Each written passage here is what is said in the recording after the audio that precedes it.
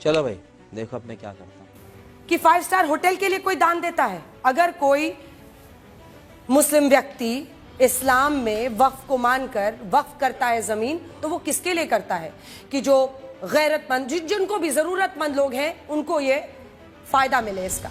लेकिन वहां तो साहब 5 स्टार होटल चल रहा है।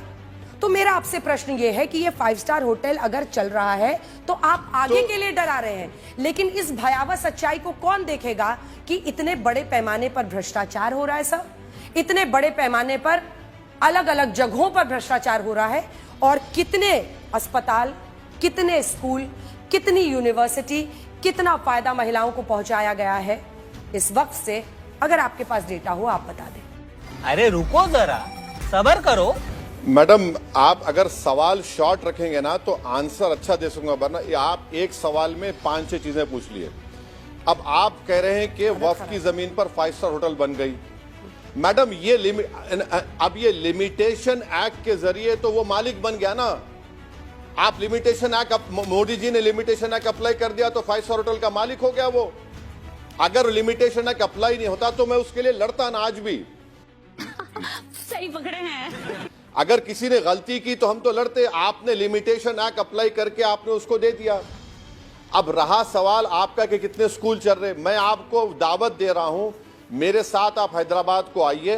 हैदराबाद से 2 घंटे के फासले पर गुलबर्गा है। मैं आपको आपके स्कूल कॉलेज सब देखा हुआ है। मैं इंडिया की बात कर रही हूं। सुन तो लीजिए मेरे, मैं इंडिया की बात कर रही हूं। अरे मैडम सुन तो लीजिए, मैं अपने कॉलेज की नहीं बात कर रहा हूं।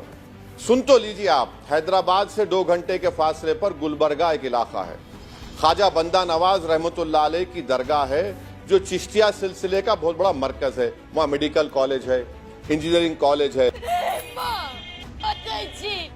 मैं आपको बता रहा हूं कि 1955 में उस वक्त के मुतवल्ली ने मुस्लिम बच्चियों को पढ़ाने के लिए एक बैल बंडी को पर्दा लगाकर मुस्लिम बच्चियों को बिठाकर स्कूल में फ्री पढ़ाते। आप चलकर तो देखिए। आपको बीजेपी वाले एक नोट लिखकर भिजा रहे हैं, पूछो इनसे, पूछो ये कुछ नहीं। वाले भाई वो अंधे हैं, वो नफरत में डूबे हुए हैं। कम से कम आप उनके दिए हुए कागज को एक्सेप्ट मत करिए। वो खुदा का कागज नहीं है, वो झूठ का पलिंदा है।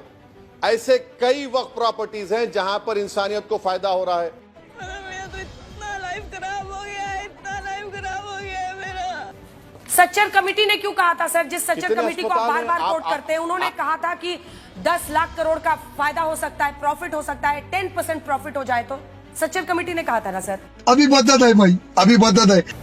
मैडम मैं आज के ऑर्डर के बाद ऐसा लगता है कि आपको ज्यादा तकलीफ हो रही है, मगर सुन तो लीजिए। सच्चर कमेटी ने क्या कहा था? आप पढ़ते नहीं है ना सच्चर कमेटी को।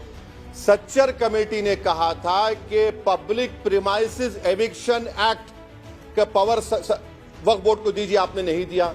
सच्चर कमेटी ने कहा था कि दिल्ली से 120 प्रॉपर्टीज जो सरकार के कब्जे में, जिसकी कीमत 7,000 करोड़ 2008 में, दीजिए, आपने नहीं दिया। सच्चर कमेटी ने कहा था कि 180 वक्फ प्रॉपर्टीज इलीगल ऑक्यूपेशन में एएसआई के वापस करिए, आप वापस नहीं करते। सच्चर कमेटी ने कहा था कि उर्दू नोइंग ऑफिसर होना चाहिए, आप ज्वाइंट सेक्रेटरी को अपॉइंट कर रहे हैं ताकि कोई मुसलमान ना बने।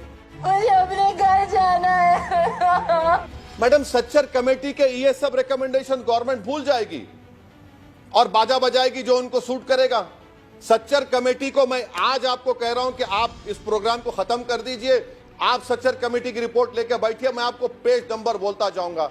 जितने 180 प्रॉपर्टीज एएसआई के, 120 प्रॉपर्टी दिल्ली के, सच्चर कमेटी के आखिरी 10 पेजेस में है। चैप्टर 10 उठाकर देख लीजिए। सच्चर कमेटी ने इंदिरा गांधी का लेटर छापा था कि पूरे स्टेट्स को जितने उनके ऑक्यूपेशन में गवर्नमेंट प्रॉपर्टीज है, वक्फ बोर्ड को वापस करो। आप उसको भूल जाते हैं। मुझे क्रेडिट नहीं चाहिए।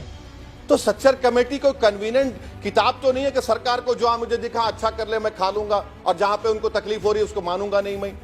शाबाश बेटा, बहुत बढ़िया। इस वीडियो के सामने आने के बाद सवाल तो बनता ही है, अगर हम करें तो करें क्या, बोले तो बोले क्या। वाह मोदी जी, वाह वाह वाह।